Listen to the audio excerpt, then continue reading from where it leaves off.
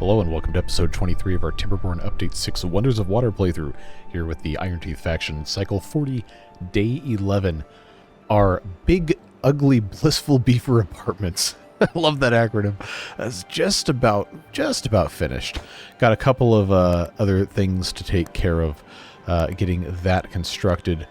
But today's focus is going to be on finally putting in our, I guess you could call it a double-decker water solution here. We've got to bury the bad water and make ourselves a convenient way to get all that off the map and figure out exactly how we're going to get everything accomplished. I got a couple ideas based on stuff you guys have mentioned in the comments. You guys are always good about giving feedback, and I very much appreciate that. So before we get too far into what we're going to be doing today, I do want to go around and make a quick check of a couple things from the last episode, make sure everything is good to go, and start the process of streamlining some other stuff.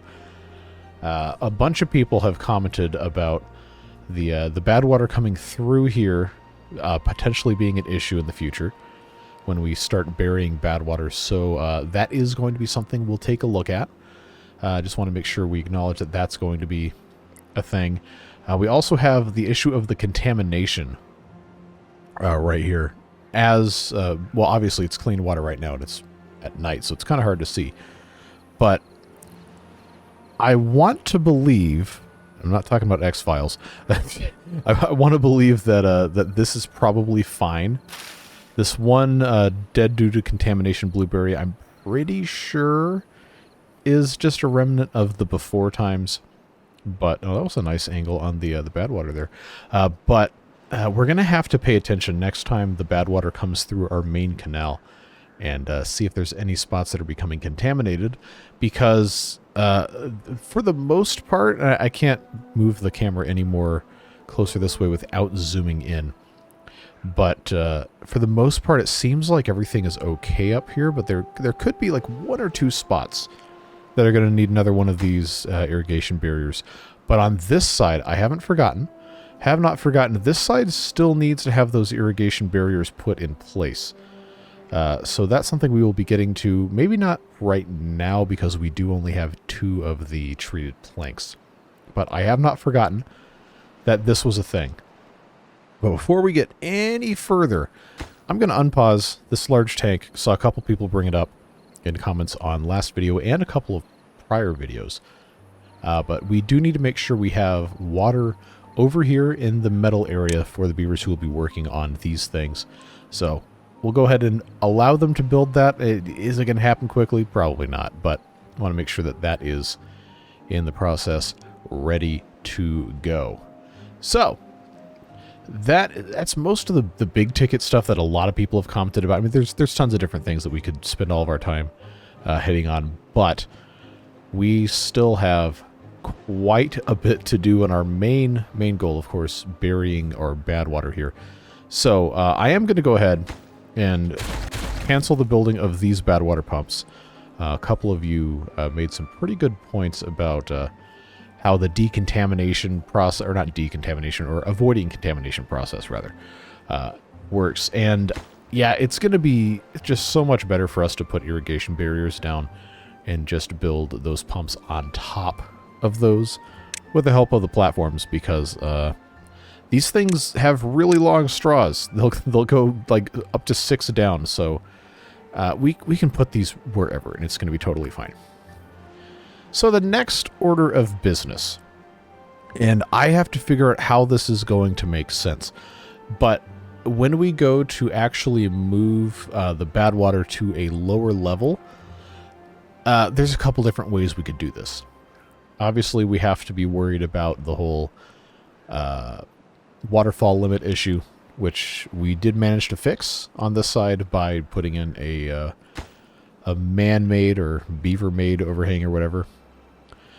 But if we're going to have all of this bad water and everything coming out of here going through the same spot, we're going to have to make sure that can handle all of the input at the same time. So to do that, we are going to have to either keep everything at exactly the same level, so that when it comes out the end, there's no way for the water to drop down, so you don't have to worry about the waterfall limit, and keep this 4 wide. 4 wide probably should work for the amount of fluid that's going to be coming through here. Or we just have to decide right here, right now, that this badwater discharge that is now, well, we could also just close it if we wanted to, but I don't know. I kind of think it's an interesting feature of the map to have this, so I'd like to keep it. But we could just have all of this constantly be permanently on its own lower level, and then all of this constantly, permanently be on its own upper level, regardless of what the fluid is.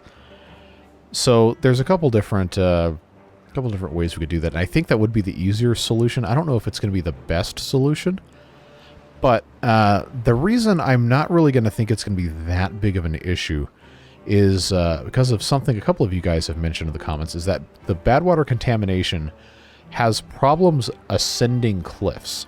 Like, it's still going to do a little bit for a certain distance, but if we just raise the land, and we talked about this last episode, but if we just raise the land here enough, it's not going to matter at all. We don't have to worry about it, which is great when it comes to having this guy at the very bottom, because this is already the bottom of the map right here. We have 2 blocks worth of height here. I was planning on bringing this up 1 block anyway, and that at some point should have been able to be completely okay, not contaminating any of this stuff. But if it does, then we obviously still have the irrigation barriers to work with.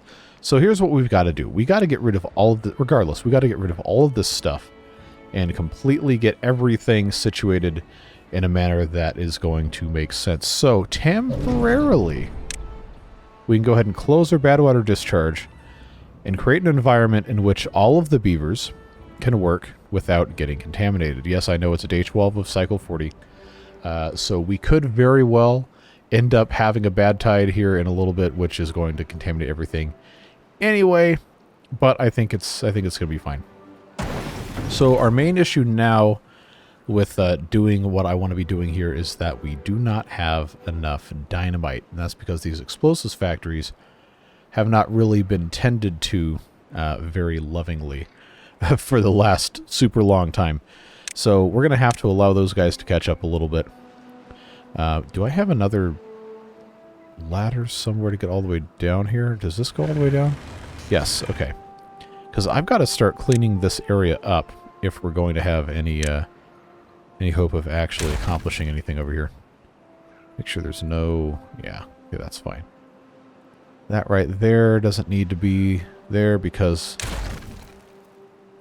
I could just have the path go this way. So yeah, that's what I will go ahead and do. Just start working on these little things here. So we're going to be filling all this in, which we do have... we got like 400 something dirt. So I'm going to start that process because this does need to happen. But eventually, we're going to need a whole lot more than that, which is why this is not going to go anywhere for the time being. But just be aware that it's going to be a process that takes time. Our favorite saying. But yeah, eventually this is going to be all completely filled in. And then I imagine we're going to have probably most of this be trees down here. I might end up removing some of the trees or all of the trees from this general area because we still have to put in a bunch of those campfires. Got a couple other things that we're going to be working on as well. So just want to keep that in focus here. But coming back to our burying the badwater idea, I did say I was going to try to straighten the canal just a tiny bit. And if we want... Of course it's a bad tide. If we want all of our bad water, regardless of where it comes from, to always be buried and the good water to not be buried, then what we're going to have to do is set up some sort of a multi-tiered valve system here, which we can easily accomplish using these sluices, which I can actually hover over the correct thing. But it's going to require... a little bit of a mixing pool here, which we kind of do have. But what I'm kind of concerned about in doing that is potentially flooding, unless we have the land just go way up a whole lot. What we'd end up doing, I'm going to pause to illustrate this, is we would have to have, obviously this is how this would end up getting built, but pretend that this has, or I could just place them, impermeable floors, then we'd have to have a second level here. So anything that is contaminated would go all the way down to the bottom. This would end up being set to close below contamination, which probably isn't going to work, depending on how this is set up. Depending on how this is set up, it might end up just turning into like a multi-stage thing, because I don't think this is like these things. I never use these deep mechanical fluid pumps, because you can have only good water, only bad water. That might be a way to do it, but what I'm talking about here, maybe I've done a poor job of explaining it, but I want to create something where this right here, this sluice, will never let bad water through. So this would be closing above contamination of, say, 1%. So when it does that, then the channel is just dry, and all of the bad water is forced to go through this bottom bit. I think it'll all fit through this one thing, but I really don't know, which is why I wanted to try and make this a 4-wide thing, because I'm pretty sure it will. Pretty sure it'll work. But if I can manage to make that a thing and have all of the bad water always completely buried, out of sight, out of mind, and this upper bit only active when it's fresh water, then I won't need the irrigation barriers. I'll still have to have irrigation set up, but remember that these, for the iron teeth, the irrigation barriers stop all fluid from affecting the ground, whereas the folktail's contamination barrier only keeps the bad water contamination out. It still allows good water, nutrients, or whatever to go through. So, I mean, I don't know if this is the best way to do this. Maybe not. It might not be, but I think that's what I'm going to be going with. I'm not going to build it right now, though. So that's going to end up going away. And since we have a bad tide coming in, I might as well just go ahead and reopen this. And we can continue to work on this other stuff while we're waiting for the bad tide to be over. So I think what's going to end up having to happen here is we're going to allow them to continue getting some explosives made. We need to stockpile a little bit. I've got a total storage of 400 for those, so that should be okay. And I'm going to just keep picking apart all of these individual things that will need to be deconstructed. And yes, that does mean a little bit of a time lapse here as we get to the lead up to the bad tide and the bad tide itself. Just trying to do some terraforming, which I don't need to filibuster on camera talking for another 30 minutes about it. Try to respect your time a little bit, although there's always somebody who complains I talk too much. That's fine. That's just the way these things are. But by the time this time lapse is all finished, then we should be on the other side of the bad tide, and we can finally start to construct our, I guess, burying the bad water thing. I don't have a cool name for it yet. But yeah, we will see you on the other side. Alright, so we're still in time lapse, but I did want to come back in and narrate a little bit of what's going on here, because stuff always takes longer than you think, right? So what we're doing is we are completely removing everything down low, all the water wheels, all the industry, everything, replacing what we can, where we can, at least for a little bit. Hopefully you saw that I turned the mine from efficient to the normal recipe that does not use dynamite, so that we can kind of stockpile a little bit of that for our use.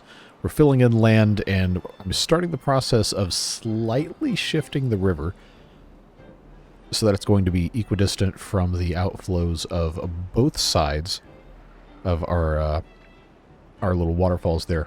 So it's going to be a 4-wide channel into which we will place 2 layers. Hopefully all the bad water will fit on the bottom one, and the top one will only be active if it is clean. But we're just going to have to see what happens. It's one of those things that takes time, you know. But you can see the process continuing, hopefully. And appreciate that we're not doing this in real time, because it would probably be a couple hours worth of stuff just trying to get through all the nitty-gritty so we can focus on the really cool stuff that is exploring the new things that Update 6 has to offer, and all of the well-being enhancements. I did deprioritize a whole lot of the work that's being done on the apartment complex, and we're going to discuss a couple things relating to that at the end of the time-lapse, or rather outside the time-lapse whenever we're finished with that. But by the time this is all done, hopefully we'll have a lovely 4-wide canal completely ready to go for separating the bad water and the good water out. Okay, so let's come out of this time-lapse. We did get a decent bit done, but I did want to go ahead and make sure that we could actually have content in this episode, and not just, hey, here's a whole bunch of really, really fast stuff at 1,000% speed.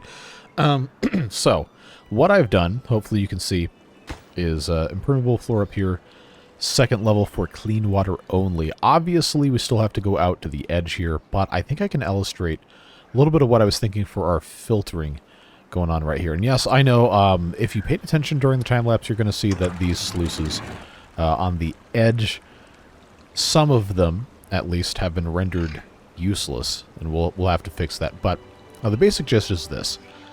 This is always going to be bad water. It's always going to be contaminated, so I've got a little slit right here for it to go underneath, and then it will always, if we have this come down, it will always go through these sluice gates. These sluice gates basically never close. They're just going to be open all the time. So what happens here is now I have these two sluices, so that when all of the water comes through here, assuming like right now it's clean water, these are open, and or no, these are going to be closed. They're supposed to be closed. So what will happen there is the clean water will get routed up one to where they will go through this set of sluices that we probably aren't going to end up really needing, but I put here anyway, just in case. And these will only let clean water out this way, and then of course that'll go through these sluice gates, and then this will just be clean. So I might not even need this to be sluices. This might just be able to be open if these sluices are actually doing what they're supposed to be doing. I don't know. I'm not fully convinced this is a great design. I'm sure at least one of you is going to be unhappy about how I built this. But we're going to see if it works. And if it doesn't work, of course, we'll fix it. But I mainly just want to make sure I can separate the bad water below and the good water on top.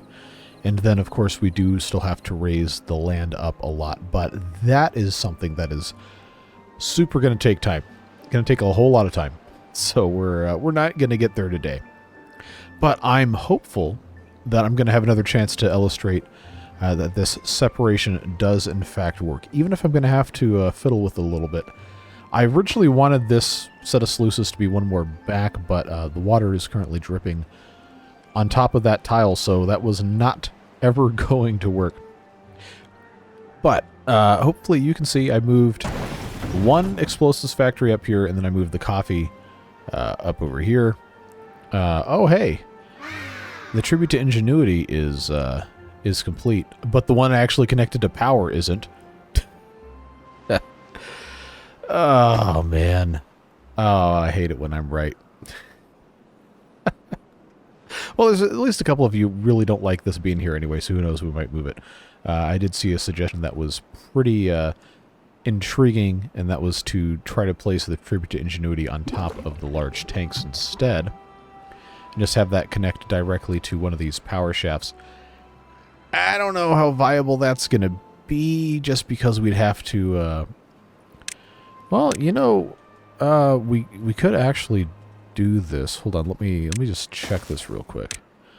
Okay, that one would have worked also. Huh. Well, that would have blocked the path, so I guess this is still fine. So, basically, to illustrate what this individual was talking about, they wanted... Okay, this isn't deep enough. This has to be the 4x. They wanted me to see if I could put my tribute to ingenuity on this instead, because it's busy on this side or something to that effect. One of these is enough, yes. However, comma, That would not be symmetrical, so you know that's unacceptable for us to do that. So, I mean, this is an option if we want to do it this way. I mean, I'm kind of inclined just to leave it how it is, but if you want to see this, let me know. Absolutely not going to promise we'll do it, but I just wanted to build that so you guys could see what that would look like. Go ahead and get rid of this and get back to what we're doing, the task at hand.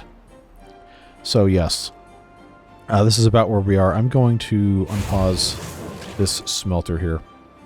Just trying to optimize a little bit of what we got going on. And it's, again, it is a process that takes time. I know you're going to be sick of me saying that for the rest of your life, but that's it's just how it is. So we're going to continue putting in land here, elevate most of this. I do kind of wish I could replace these double platforms with singles on top of a thing, but I'd have to take this entire thing out, and I'm just not doing that. So it is my sincere hope that Cycle 41 will have a bad tide so we can test and see if this works. But again, just wanted to give you guys an update on what we're doing and kind of why we're doing it. You can see we have actually right now pretty much full storage on most of our wood things with the exception of gears. So do we really need to have all of this be farmland and woods and everything? Like, no, we don't. But we're going to do it anyway. Also, worth noting, a couple of you have commented about how small the reservoir is relative to apparently our water consumption. So, do you want to see me double the size of it? Do you want to see this same kind of thing happen on this side? Let me know in the comments. If enough of you want to see it, we'll do it. I was thinking about doing it anyway. But, yeah. I think it would be kind of cool. Completely unnecessary. Absolutely no reason to do it from a pragmatic standpoint, but hey, sometimes you just want to do cool stuff, right?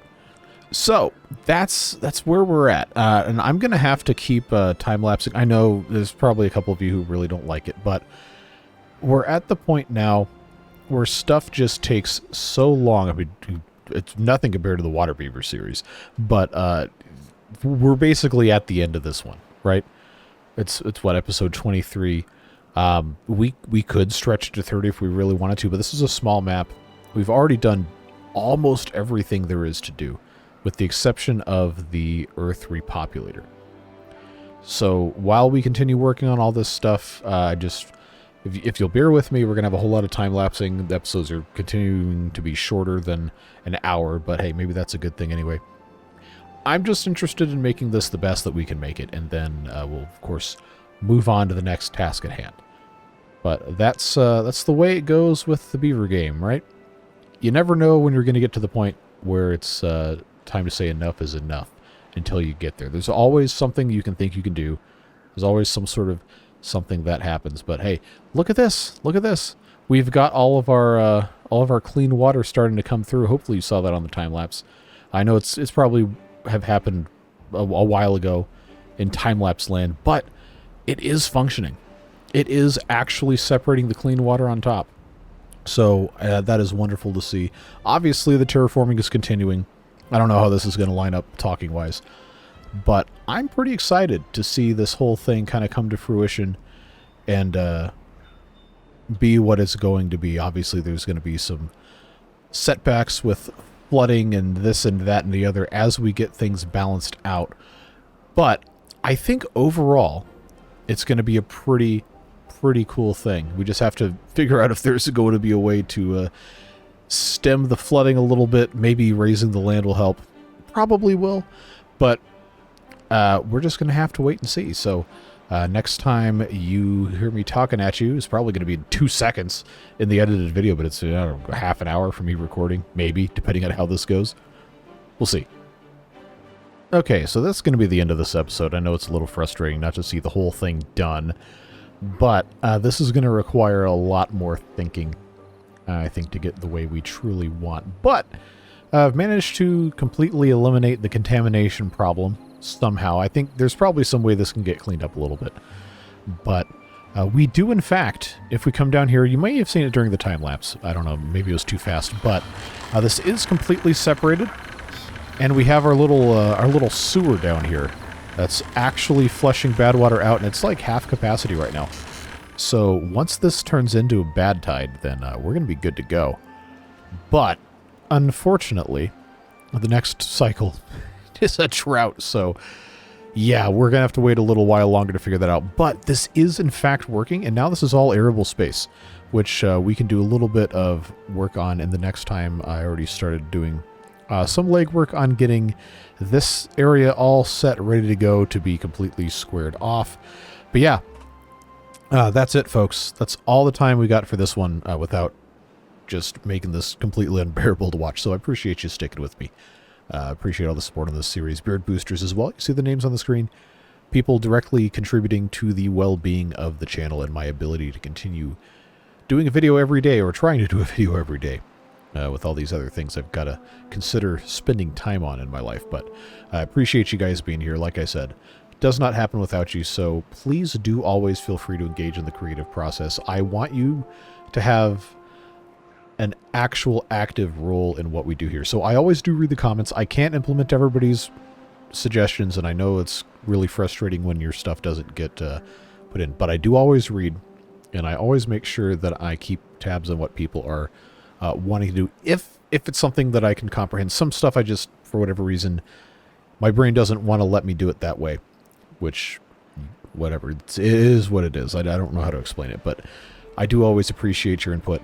Whatever it is you're doing with the rest of your day, stay safe, have fun, and we'll see you very soon for more Beaver fun. Take care, friends. Bye-bye.